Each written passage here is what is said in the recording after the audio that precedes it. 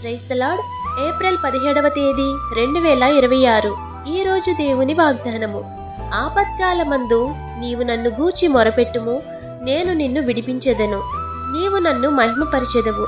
కీర్తనల గ్రంథము 50వ అధ్యాయము 15వ వచనం. యెహోవాయందు భయభక్తులు గలవారలారా, మీరందరూ యెహోవాను స్తుతించండి. మీరు ఆయనకు ప్రార్థన చేయగా ఆయన మీ మనవి అంగీకరిస్తారు.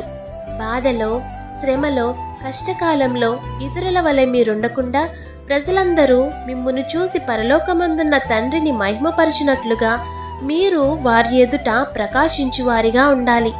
ఆ రీతిగా మీరున్న ఎడల మీరు అడిగిన దానికి దేవుడు ప్రతిఫలమిచ్చి మిమ్మును సంతోషభరితులుగా చేస్తారు.